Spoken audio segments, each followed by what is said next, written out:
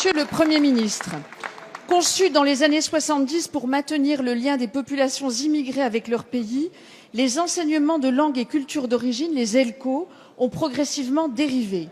Ils sont aujourd'hui un outil de repli identitaire et parfois même, comme le dit le Haut Conseil de l'intégration, de véritables catéchismes islamiques.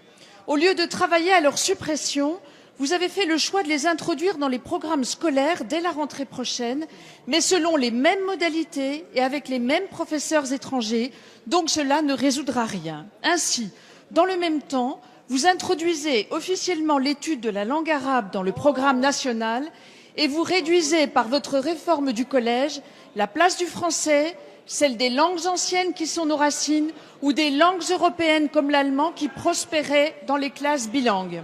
Donc cela, à coup sûr, divisera les Français. Pourquoi n'avez-vous pas le courage de dire aux familles que la réussite de leurs enfants passe d'abord par la maîtrise de la langue française, qui n'est pas, comme le dit votre circulaire de la prochaine rentrée, un langage parmi d'autres. S'il vous plaît. Toutes les langues ont une égale dignité, mais le sujet n'est pas là. Monsieur le Premier ministre, vous le savez, la politique suppose des choix et des priorités. L'urgence commande que notre culture, pour être mieux partagée, s'affirme avec son mode de vie, son histoire et sa langue. Ne croyez-vous pas que l'introduction des langues communautaires dans les programmes scolaires encouragera le communautarisme qui mine la cohésion nationale?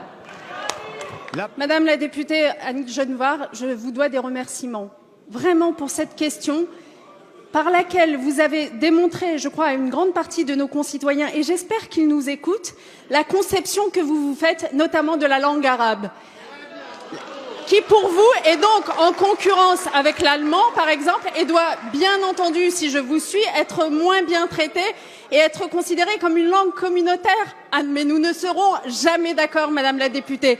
Moi, j'estime que dans notre pays, s'il y a bien une chose à faire, c'est diversifier les langues que les élèves apprennent à l'école, car toutes ces langues ont leur légitimité et leur intérêt. Et c'est la raison pour laquelle, dans la stratégie pour les langues vivantes que je développe à l'école, je fais en sorte qu'au-delà de l'anglais, nos élèves puissent avoir accès véritablement à de l'allemand, à de l'espagnol, à de l'italien, mais aussi à de l'arabe et à du chinois, et j'en suis fière. Mais j'en viens à votre question qui concerne les ELCO. Vous devriez au contraire vous réjouir de ce que nous nous apprêtons à faire des ELCO, puisque nous sommes globalement tous d'accord sur ces bancs pour dire que les ELCO appartiennent à un temps révolu, les années 70, où notre pays signait des conventions avec les pays dont provenaient des populations immigrées avec leurs enfants, et que dans le cadre de ces conventions, on offrait à ces enfants des enseignements à la fois de langue et de culture destinés à leur permettre de retourner chez eux un jour. Aujourd'hui, tout ça n'a plus cours, évidemment, et l'apprentissage de l'arabe, du turc ou du portugais doit évidemment se faire dans un cadre scolaire, banalisé, normalisé, comme toutes les autres langues. C'est ce que je prépare pour, dès la rentrée prochaine, pour quelques langues et d'ici 3 ans pour l'ensemble d'entre elles.